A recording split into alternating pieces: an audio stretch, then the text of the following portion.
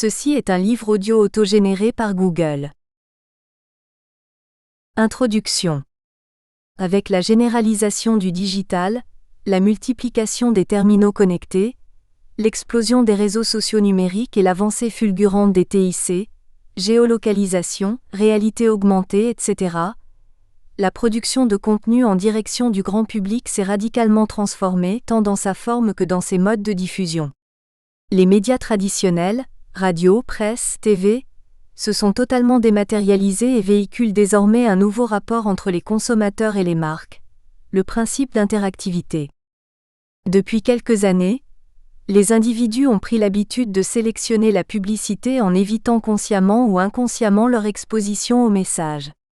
Pour cela, les professionnels du secteur décident de plus en plus de porter leurs efforts sur l'intérêt du message.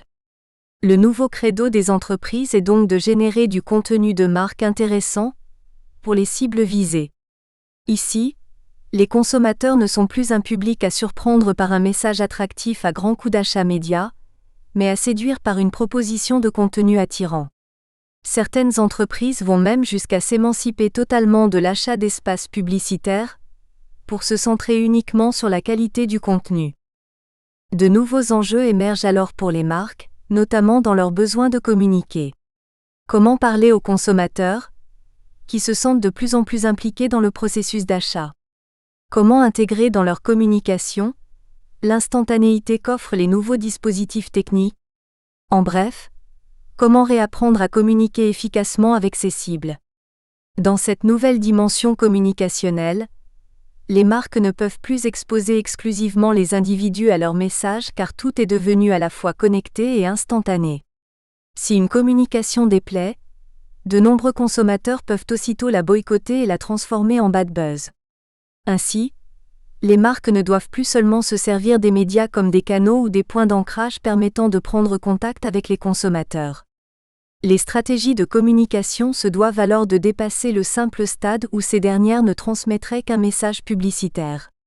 Exposer son message est bien entendu encore crucial, mais l'on se doit d'engager et de mettre en place une relation durable et nourrie avec ses consommateurs.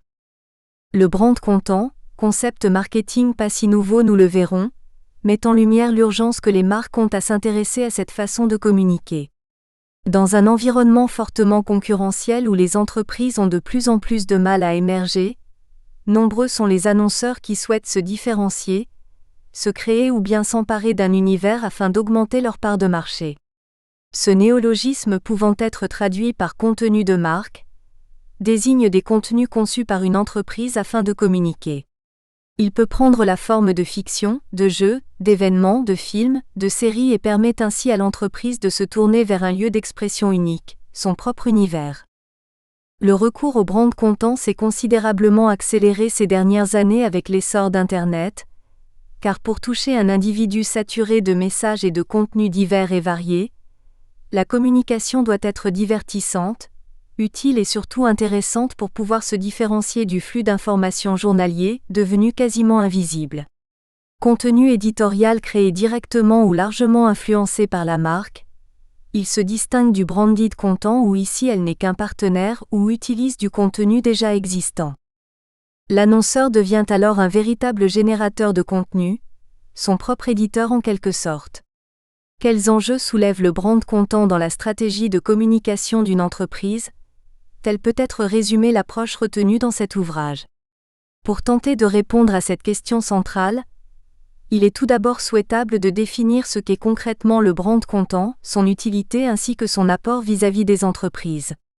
Une étude de cas consacrée à l'entreprise Oasis, accompagnée d'une analyse quantitative et de l'interview d'une experte de la communication, permettront de comprendre tout l'intérêt de la mise en place d'une stratégie de brand content.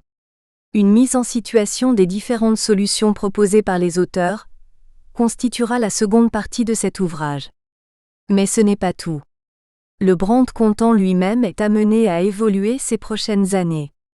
Désormais, sa pérennité semble s'incarner dans un nouveau concept marketing porteur, celui d'inbound marketing ou marketing entrant.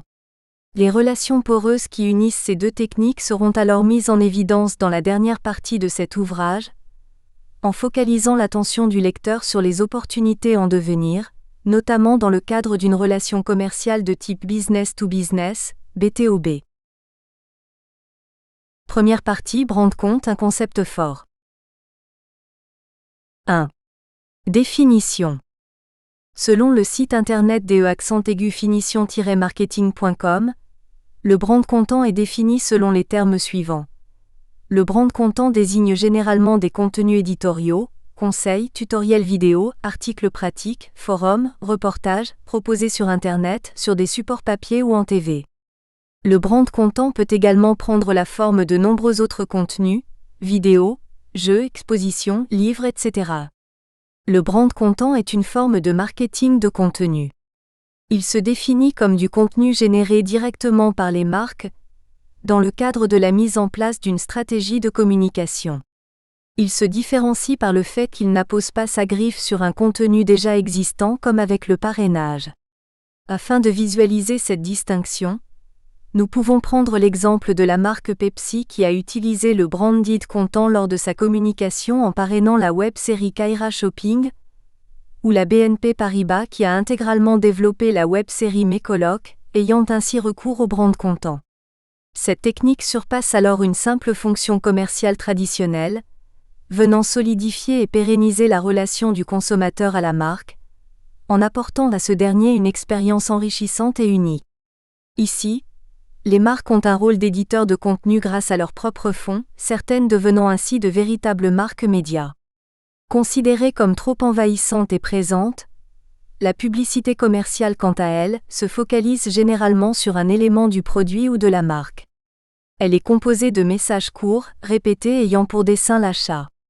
Le contenu de marque apporte une plus-value à l'entreprise et vient conforter considérablement son image de marque, en proposant au consommateur bien plus qu'un simple produit. Son objectif premier n'est donc pas commercial au sens propre du terme, mais plutôt d'influer une relation marque-consommateur solide et durable, par le biais d'une expérience profitable et unique. Le cas de la marque Red Bull est également remarquable. Devenue au fur et à mesure de sa stratégie de communication une marque média à part entière, cette entreprise s'émancipe considérablement des habituelles pratiques en cours. En effet, lorsqu'un internaute arrive sur le site officiel d'une entreprise, aucune promotion des produits Red Bull n'est faite mais les diverses promotions sont mises en valeur. Tel un média spécialisé, l'entreprise relate les actualités qu'elle a générées, sport extrême, musique, e-sport, etc. Elle affirme son univers dont l'adrénaline est le leitmotiv. Elle a su mettre en place une présence affirmée sur les médias digitaux grâce à ses propres plateformes, Web TV, magazines digital, et réseaux sociaux numériques, Facebook, Twitter, Instagram, Pinterest, etc. Le brand content se différencie donc du simple message publicitaire. Bien entendu, il a pour but de susciter un intérêt et un affect à la marque mais il ne se concentre pas sur la même logique. La publicité commerciale transmet un message aux individus à l'aide d'informations explicites sur les bienfaits de posséder le produit ou service. Le brand content se place plus sur la création d'une expérience. Plusieurs conditions sont nécessaires afin de parler véritablement de brand content. Dans la publicité commerciale, il faut acquérir le produit pour en connaître les véritables avantages. Le brand content véhicule directement de la valeur à la personne qui est exposée au contenu. La communication grâce au brand content permet de valoriser la marque grâce à une histoire, ou un univers, créé pour et par la marque. Le consommateur est considéré comme une véritable personne à part entière. On sensibilise l'individu avec un univers qu'il affectionne, afin de le toucher en tant que consommateur. Le brand content ne produira jamais de contenu en se concentrant uniquement sur le produit ou la marque seule. On discerne différents types de brand content, qui ont une utilité et un intérêt propre. Avec ce procédé, la communication devient un objet de valeur. En effet, le contenu peut être valorisé. Pour son attrait ludique et distrayant, on parlera ici de brand affinity. Pour son côté pratique, il rend service, on parlera de brand utility. Pour son intérêt, il permet d'apprendre des choses, de se cultiver, on parlera alors de brand visibility. Ces types de contenus permettront de consolider le positionnement ou l'image de l'entreprise, de justifier d'une expertise, d'engager les consommateurs, de divertir ou encore de rendre sympathique la marque auprès de son public. L'intérêt des marques pour le brand content est avant tout d'atténuer l'aspect promotionnel et commercial d'une communication, à l'aide d'une valorisation de leur territoire en imposant un univers, des valeurs, une culture propre. Par ailleurs, il offre la possibilité de nouer un lien marque-consommateur chargé de confiance, de proximité, d'interaction. 2. Historique. Contrairement à ce que l'on pourrait penser, le brand content n'est pas un moyen de communication inédit, bien au contraire il existe depuis plus de 150 ans. En effet, cet outil marketing ne doit pas être uniquement associé à la démocratisation d'Internet. Bien entendu, le web a favorisé et rendu innombrables les typologies du brand content, mais les marques ont depuis longtemps tenté de se positionner comme médias dans l'optique d'attirer des consommateurs. Le brand content puise donc ses racines dès la fin du XIXe siècle, du temps des publicités et des campagnes de fidélisation, où certains commerçants et marques offraient des vignettes et des cartes à collectionner. Pionnière du brand content, la chocolaterie Poulain est l'une des premières entreprises à l'utiliser. Victor-Auguste Poulain, son fondateur, eut l'idée de placer des vignettes instructives dans les paquets de ses chocolats dès 1866. À la base, ces dernières étaient destinées à la cible adulte pour signaler des nouveautés, des soldes. Toutefois, elles ont rapidement conquis les enfants qui se sont mis à les collectionner. Assemblées, elles permettaient de raconter une histoire, de ce fait les consommateurs étaient encouragés à acheter d'autres chocolats pour en connaître la suite. En 1895, le magazine The Furrow, lancé par John Deere, fournit des informations aux agriculteurs, des interviews, des avis afin de leur faciliter la vie et être rentable. Celui-ci, considéré comme le premier magazine sur mesure, est toujours en circulation et atteint plus de 1,5 million de lecteurs dans près de 40 pays. Deux contenus ont totalement dépassé la marque et sont devenus des événements annuels emblématiques. Le guide Michelin est l'un des plus beaux exemples de brand content, de par sa régularité et sa durée de publication. Publié pour la première fois en 1900 lors de l'Exposition universelle de Paris, le guide est présenté comme un document publicitaire offert aux visiteurs de l'exposition. Dans sa première publication, il offre des informations sur la liste des garagistes, des médecins et le plan de certaines villes. Dès les années 20, il s'étoffe en ajoutant à son contenu les adresses des restaurants et les étoiles des bonnes tables. Le guide devient alors payant, devenant alors le premier contenu de marque à être monétisé. On estime qu'environ 30 millions d'exemplaires ont été vendus depuis les années 20. Véritable réussite pour la marque, il est intéressant de noter comment un distributeur de pneus a réussi à captiver les consommateurs sans être un spécialiste du tourisme. Sa position externe au secteur touristique et donc son impartialité, a probablement séduit. Au milieu du XXe siècle, la marque de bière Guinness lance le fameux Guinness World Record. À l'instar du guide Michelin, qui n'était qu'un modeste guide, le Guinness World Record ne présente que quelques records, principalement sur le monde animal. Au fil du temps, celui-ci devient une véritable référence dans le monde des records et une journée mondiale est même créée pour recenser et réaliser des tentatives de records. Dans un monde où les individus sont hyper sollicités par les publicités, les marques ont souhaité trouver une nouvelle approche. Les soaps opéras par exemple, développés par les marques vendant des produits d'hygiène dans les années 50, d'où le terme soap, savon, cherchaient à toucher la cible des ménagères de moins de 50 ans. Très ancrés dans leurs habitudes de consommation, ces feuilletons ont été créés par des marques telles que Procter & Gamble et Unilever. Procter & Gamble Productions a créé ainsi plus de 20 soap opéras, 50 films télévisés et mini-séries ainsi que de nombreux programmes de variété. En France, l'entreprise Cep se mettra à produire des livres de recettes. L'entreprise Dimanche, marque vendant des bas et des collants, décide de changer de nom, en se renommant Dim.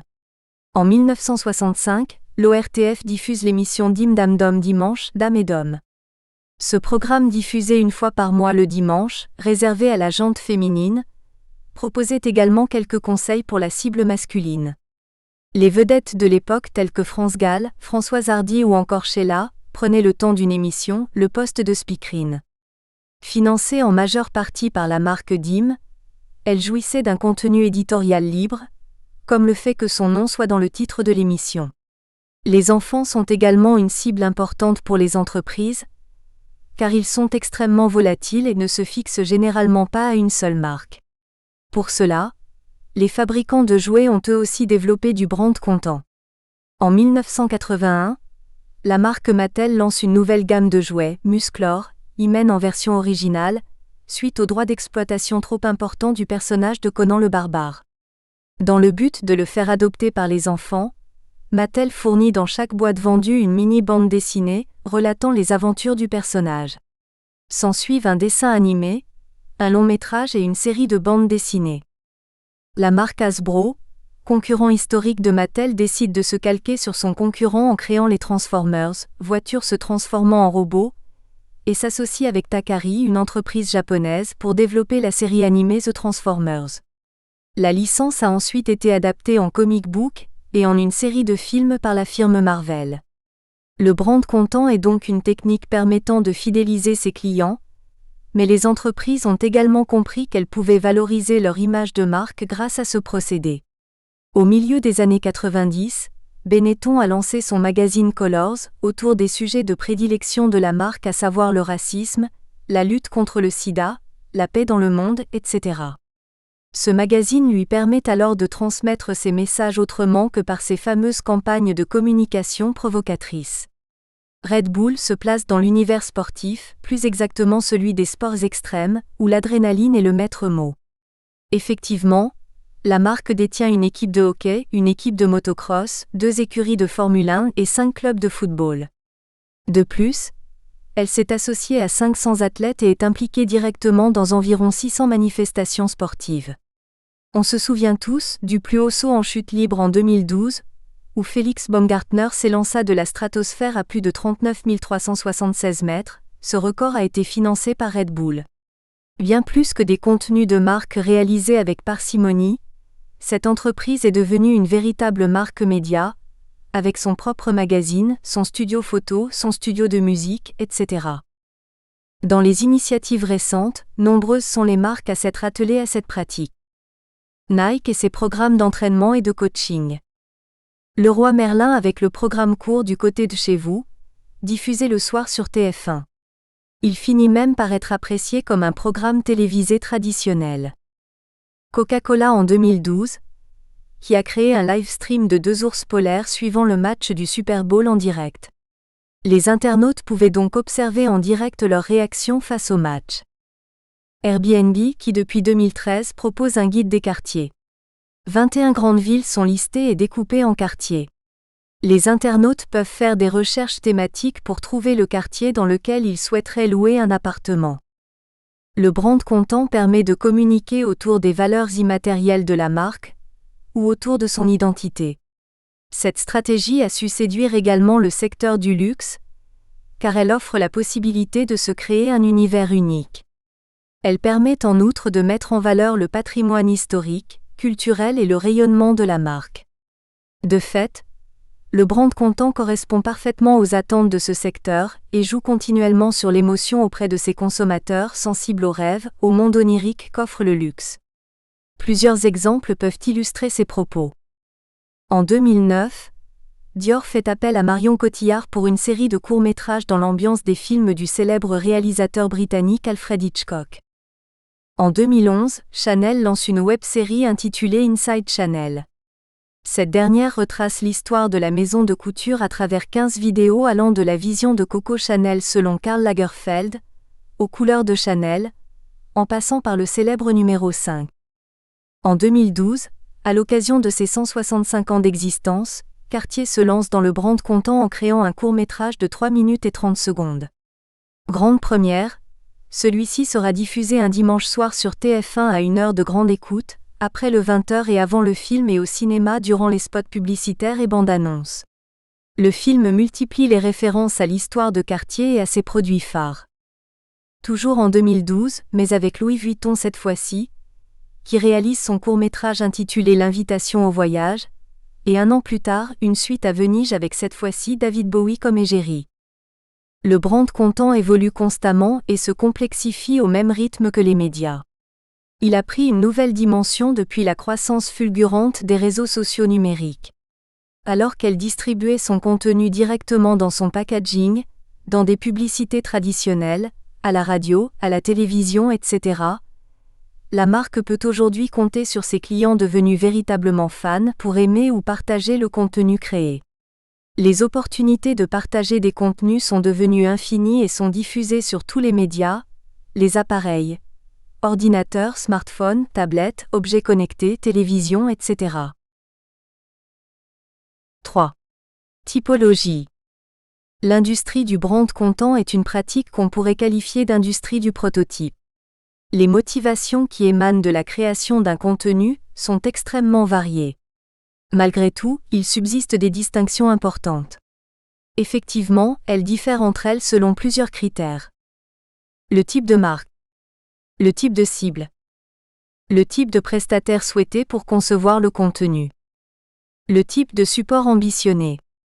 Une fois cette typologie générale posée, il est plus simple de classer les contenus en fonction de leur catégorie d'appartenance, de savoir ce dont ils parlent et le bénéfice direct qu'ils apportent, pratique, informatif ou encore divertissant. Un contenu ludique et divertissant, brand affinity. Un côté pratique, qui permet de rendre service, brand utility. Son côté informatif où il permet d'apprendre des choses, de se cultiver, brand visibility. A. Le brand affinity. Les contenus de divertissement sont souvent les plus cités, car ils représentent une portion importante des opérations de communication de contenu de marque. Ces opérations symbolisées par le branded entertainment, l'avertainment ou l'advergaming, associent un contenu divertissant et ou ludique à un objectif publicitaire. Les gags, les histoires drôles ou incongrues sont des rouages publicitaires pour capter l'attention, créer du buzz et trouver une certaine sympathie auprès de ses cibles. Toutefois, avec les contraintes de temps et d'espace, ces méthodes restent limitées. Pour cela, des marques ont tenté de l'étoffer avec des contenus plus longs, plus recherchés, et dont le brand content constitue de nos jours l'aboutissement. Dès le milieu des années 90, la publicité se positionne tel un contenu divertissant ou un numéro comique, dont le produit vendu sert de prétexte. Cette démocratisation du branded entertainment peut s'expliquer par plusieurs raisons. Il s'agit souvent d'opérations spectaculaires et coûteuses pour les marques comme avec la création de courts-métrages pour Chanel, Dior, Cartier, BMW, etc. Ces opérations s'éloignent du métier traditionnel de la plupart des marques en trouvant des codes de communication. Nous espérons que vous avez apprécié cet aperçu. Pour continuer à écouter ce livre audio sur Google Play Livres, utilisez le lien dans la description de la vidéo.